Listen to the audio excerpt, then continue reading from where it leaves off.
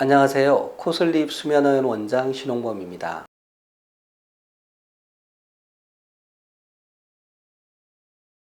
주무시다가 기침을 하면서 깬다, 혹은 자다가 깨서 기침을 한다. 그래서 잠에 방해를 받았다, 이렇게 말씀하시는 분들이 있는데요. 이 수면 중 기침, 왜 생기는 걸까요? 우선 여러 가지 이유로 생길 수 있습니다. 예를 들어 감기, 소위 상기도 감염이 있어요. 그래서 목이 붓고, 낮에도 기침을 하고 주무시다가 기침을 할 수도 있고, 또 여러 가지 폐질환, 천식이라든지 폐쇄성 폐질환 등 이제 폐질환에서도 나타날 수는 있습니다. 근데 이제 지금 말씀드리려고 하는 거는 그런 폐질환이나 천식 이런 게 이제 없는 경우에, 특히 이제 코를 골다가 호흡 곤란이 있는 코골이 수면무호흡증 환자에서 이 수면 중 기침이 나오는 경우, 그 기전에 대해서 좀 설명을 드리려고 합니다. 우리가 자다가 기침을 한다는 거는 목 쪽에 그 후두개나 그 목 주변에 어떤 자극이 가해지는 거죠. 뭔가 불편한 자극, 뭐가 걸려 있다든지 뭔가 이렇게 해로운 자극이 가해질 때 나타날 수가 있습니다. 근데 자는 동안에 우리가 뭘 생기는 게 아니잖아요. 물론 이럴 수는 있어. 우리 부비동염이 있거나 그럴 때는 코에서 이런 어떤 이제 분비물 같은 것이 코 뒤쪽으로 흘러내려서 목에 걸려서 목을 자극해서 기침을 할 수 있습니다. 그런 경우도 있겠네요.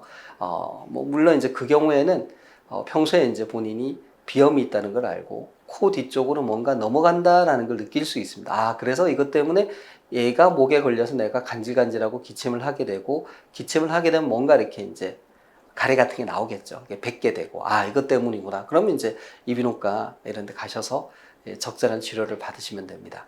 근데 이제 그렇게 기침을 해도 나오는 게 없어요. 그냥 뭔가 목만 간질간질하고 이제 이런 경우가 있다고 할 때, 이 경우는 사실은 위식도 역류에서 비롯된 것일 수 있습니다.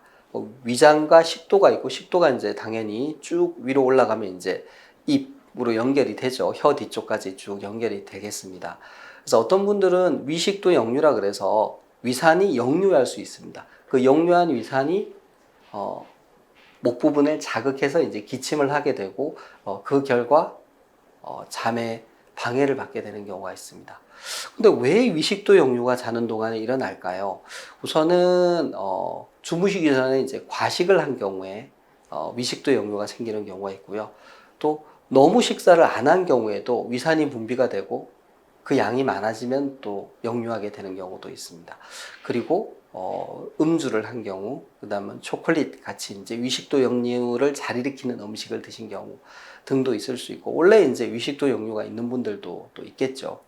또 한편으로는 코골이 수면무호흡증, 특히 자다가 숨이 막혀서 막힌 기도를 뚫어보려고 배에다 힘을 주게 되는 그런 경우에는 복압이 올라가면서 위식도 역류가 생기기 쉽습니다. 이런 경우에도 이제 자다가 깨서 기침을 하고 잠에 방해를 받게 되는 거죠. 그래서 자다가 깨서 기침을 하시는 일이 자주 있고, 특별히 나오는 게 없는 이런 경우라면 코골이 수면무호흡증으로 인한 위식도 역류도 하나의 후보일 수 있습니다. 그래서 이제 이런 경우에도 수면 다원 검사를 통해서 어떤 일이 벌어지고 있는지 알아보실 수 있고, 제 경험으로는 생각보다 수면무호흡증이 있는 분들 중에 자다가 깨서 기침을 하시고 방해를 받는 분들이 많이 있습니다. 수면 검사 한번 받아보시기 바랍니다. 감사합니다. 경청해 주셔서 감사합니다. 구독, 좋아요, 알림 설정 부탁드립니다.